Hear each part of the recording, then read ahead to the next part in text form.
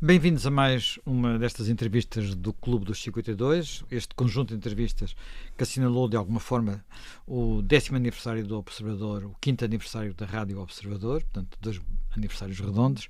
Hoje a nossa convidada é Isabel Capeloa Gil. Isabel Capeloa Gil é reitora da Universidade Católica já há bastantes anos, neste momento também é presidente da Federação Internacional das Universidades Católicas. Portanto, é alguém que está neste mundo da educação há muito tempo, mas para além disso, também, como todos, quase todos nós temos um pensamento sobre o país e, portanto, mandou-nos também um texto. Eu vou partir precisamente do texto que nos manda, que nós temos publicados hoje no site, porque fala da necessidade, ou melhor, falo de um país por cumprir, mas até nem acha isso mal. Porquê é que não acha mal que um país esteja por cumprir? Um país com 900 anos por cumprir. Acho que é uma das singularidades do poema do Pessoa, que muitas vezes é lido como uma falha, uma inconsistência, falta cumprir Portugal. E acho que a natureza de um país pujante, com 900 anos de história, que tem capacidade de transformação e ter impacto no mundo, como Portugal teve e continua a ter, eu acredito profundamente em Portugal e naquilo que o país é e pode ser na geopolítica internacional, assenta justamente numa capacidade de transformação contínua. Portanto, não algo que tem que se cumprir, mas que se vai cumprindo. Quando a pessoa diz que falta cumprir Portugal, eu acho que isso não é um lamento nem uma falha. É uma afirmação de uma realidade de um país que viu no mar a capacidade de transcender aquilo que eram os limites das suas fronteiras físicas. E essa metáfora do mar que nos acompanha, acho que era o Eduardo Lourenço que dizia que nós éramos um país de mar, mas que não gostava do mar, não é? Que tínhamos uma dificuldade de lidar com essa porosidade e com essa grandeza que o mar tem. Eu acho que é justamente isso que nós temos que ultrapassar, porque nós temos essa capacidade de nos transcendermos, temos uma enorme capacidade de transcendência, de nos transcendermos, não estou a falar no sentido espiritual, mas no sentido material e político do termo. Temos é que ter a coragem e a responsabilidade de o fazer. Eu acho que é isso que falta, muito. E, portanto, sermos por cumprir é ótimo. Pois, mas quando nós falamos numa visão para o futuro, muitas vezes imagina-se que Portugal, para o futuro, enfim, a ambição do cidadão comum é um país mais rico ou menos pobre, pelo menos menos pobre em comparação com a Europa, um país que continua a ter liberdade, que deve viver em democracia, possa escolher o seu futuro, um país onde as pessoas possam realizar as suas ambições pessoais e desse ponto de vista os últimos anos foram no mínimo turbulentos. No máximo, uma desilusão em relação àquilo que era a esperança de há umas 2, 3 décadas atrás, que parecia que rapidamente íamos pelo menos deixar de ser menos pobres que a Europa. E agora isso está mais longe. Acho que eu não sei se está mais longe, mas acho que, de facto, nós perdemos um conjunto de oportunidades e continuamos a perdê-la. Quando diz, e muito bem, a expectativa de um país economicamente mais saudável, onde as empresas e as pessoas tenham a capacidade de criar valor para o país e criar valor autonomamente sem ser sob a tutela de um Estado enorme que se imiscui em tudo aquilo que são as dimensões de desenvolvimento, digamos. Com uma sociedade civil pujante, que eu acho que foi essa a expectativa com a transição para a democracia, não é? Finalmente poderíamos ser quem queríamos ser, não é? E ter a capacidade também de ter opções políticas certas ou erradas, não é? Eu acho que isso faz parte do processo de democratização. E tivemos, quando falamos da capacidade de desenvolvimento do país, infraestrutural, económica, tivemos envelopes financeiros que vieram da Europa extraordinários e algumas coisas conseguimos fazer, quando vemos das infraestruturas do país, mas houve muitas coisas que não fizemos e muitas reformas que não fizemos. E tivemos agora, estamos a ter uma última oportunidade com o envelope do PRR, que está a ser, eu não diria desbaratado, mas que não se vai cumprir, para utilizar a mesma imagem que estávamos a falar, devido a uma rigidez administrativa insana, a uma incapacidade de decisão, e eu acho que isso é um enorme problema do país, desde a transição para a democracia, nos diversos governos. Mas é uma incapacidade de decisão ou é bloqueios à decisão? Isto é, termos criado uma cultura, que é uma cultura cívica e política, que de alguma forma está associada àquilo que temos e ao medo de perder o que temos e que, portanto, ao medo de mudar, de arriscar, seja de fazer diferente, no fundo. Eu acho que as duas coisas. Sim, concordo que há imensos elementos de bloqueio à decisão a todos os níveis, em todas as instituições, e depois há falta de coragem.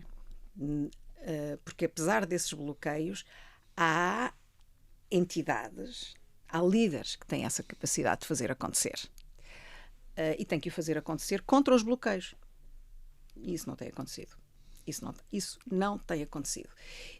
Infelizmente, eu creio que nós estamos num momento de crise de lideranças. E essa crise de lideranças leva a que, por vezes, as pessoas procurem lideranças em, digamos, no livro falo, no texto digo que as pessoas gostam das fardas, sentem o apelo da farda e da autoridade.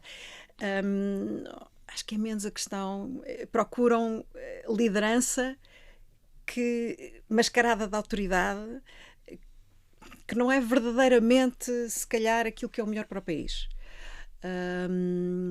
Quando falamos de exemplos como o aeroporto de Lisboa, que eu acho que é uma das marcas da ineficiência política deste país e da incapacidade de decidir. Uma das coisas que nós sabemos é quando se quer bloquear uma decisão, cria-se uma comissão. Quantas comissões é que têm sido criadas para decisões que são estratégicas para o país?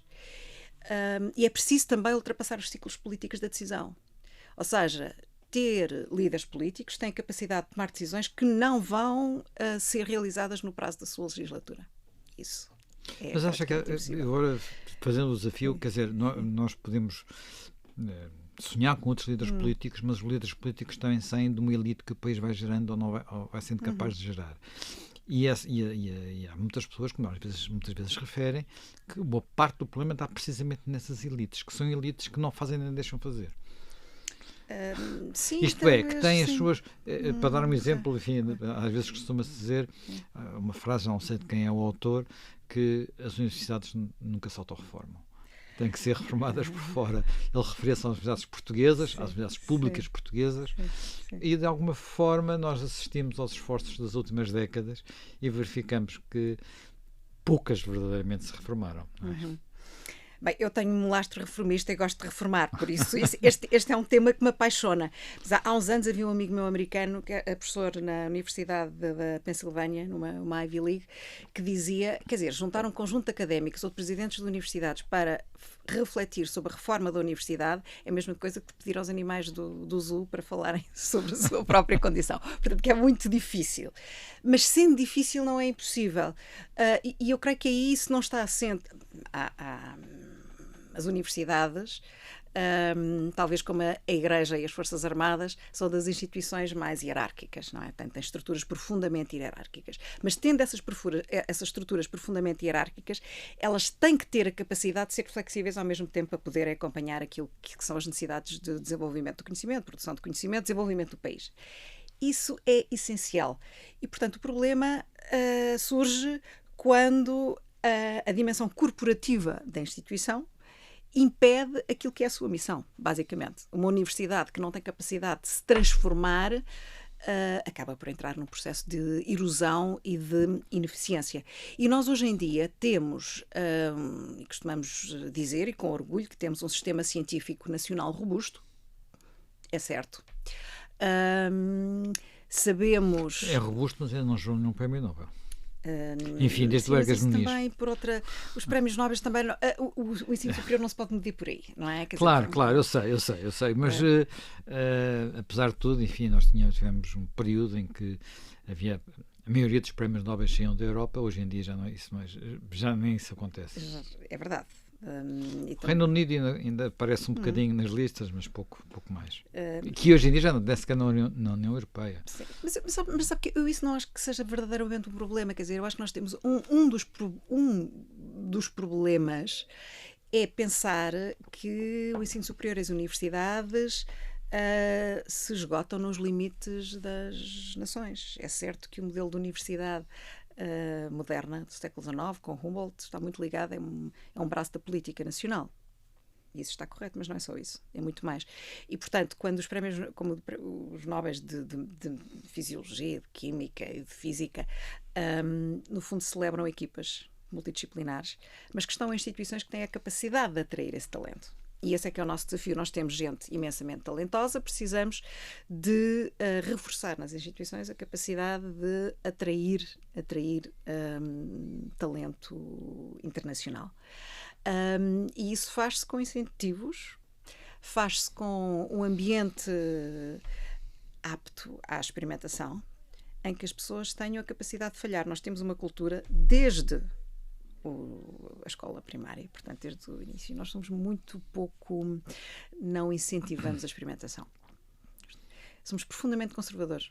O país, a estrutura educativa do país é extremamente conservadora. E desse ponto de vista, dizendo isso e dizendo assim, quer dizer, até por estar numa universidade, tem noção de que uma parte dos alunos que está a formar saem diretamente da sua universidade para um país estrangeiro. Sim. Portanto, há um investimento neles feito em Portugal e depois eles vão com o seu talento para outro lado.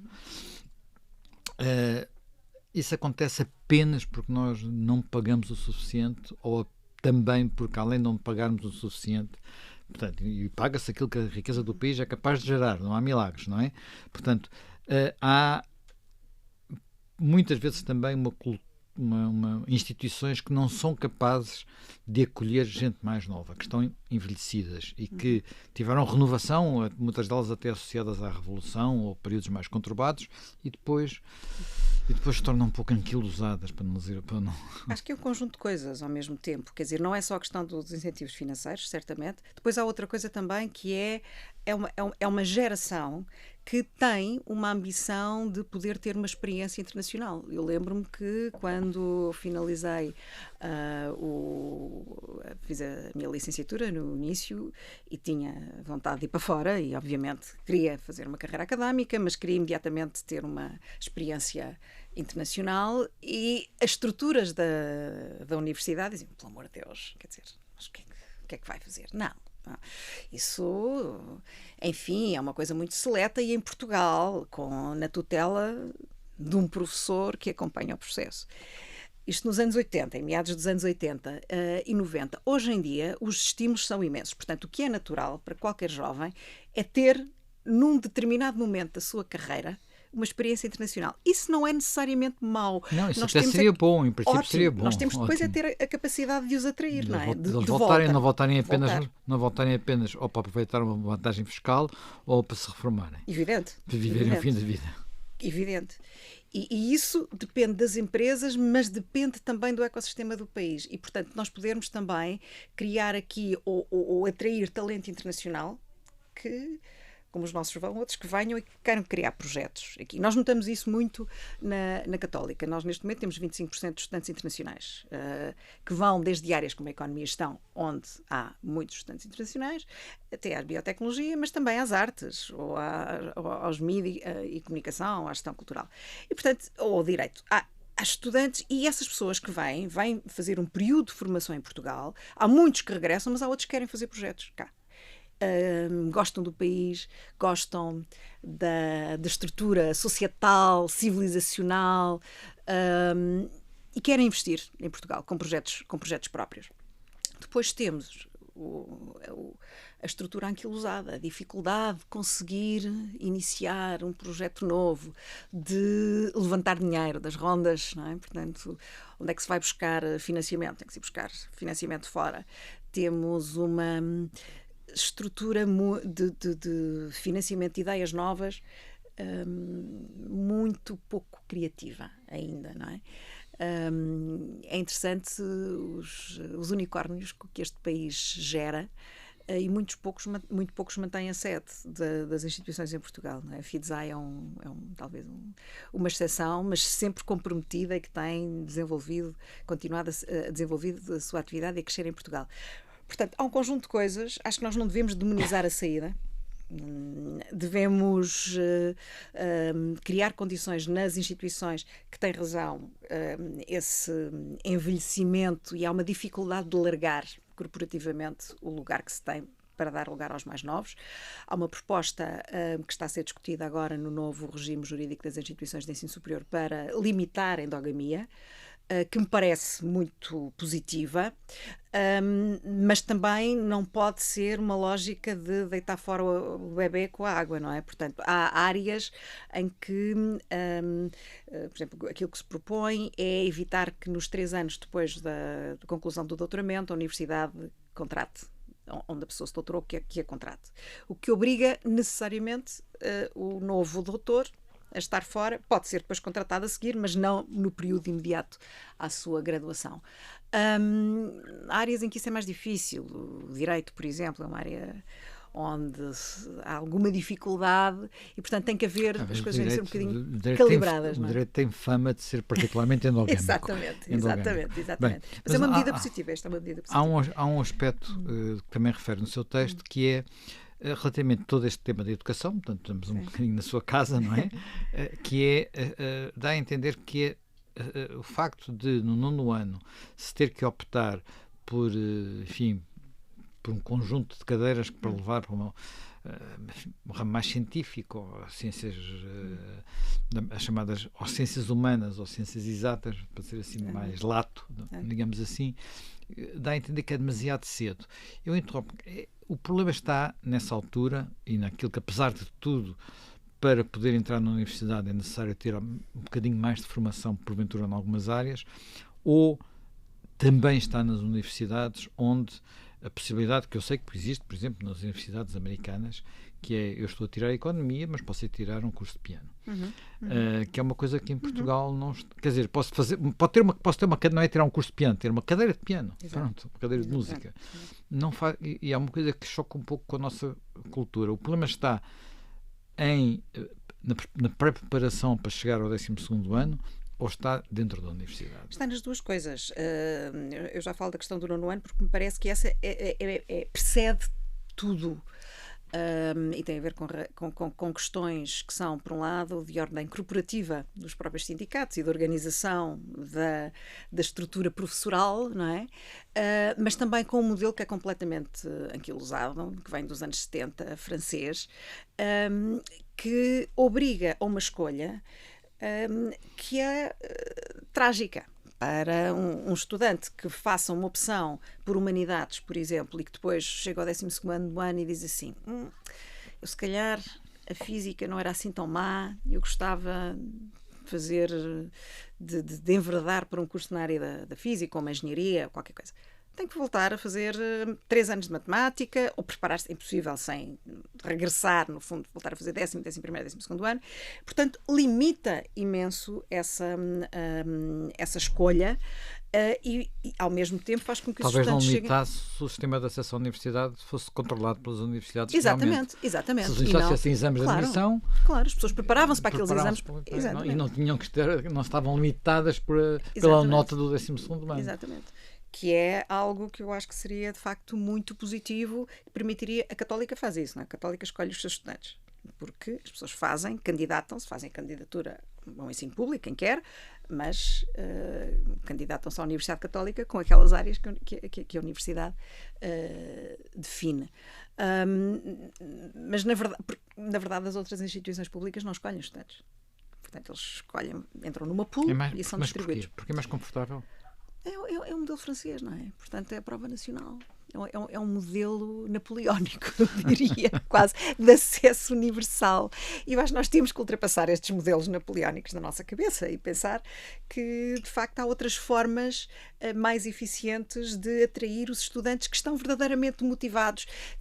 Digamos, um estudante que quer estudar na Universidade do Porto um curso, uma formação específica de engenharia, se é colocado, digamos, no Politécnico de Beja, numa formação semelhante, se calhar a motivação não é exatamente, estamos à partida também digamos, a defraudar as próprias expectativas de carreira e desenvolvimento do estudante.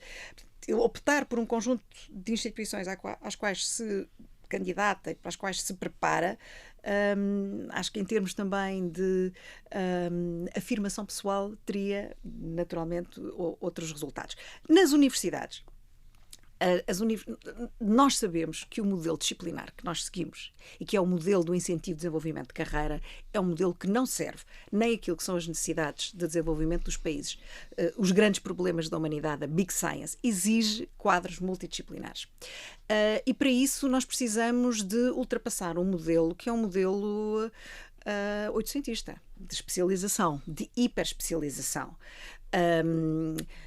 Temos que criar formas de tornar os graduados, licenciados, mestres, depois doutores, com uma capacidade de integrar e de interpretar quadros disciplinares diferenciados daquilo. Nós, na Católica, iniciámos uma iniciativa que é Novas Humanidades, justamente para todos aqueles que estão fora do quadro disciplinar das humanidades tenham créditos em humanidades, mas também uma iniciativa de código de programação, desde teologia a filosofia, passando por ciências da comunicação e ciência política.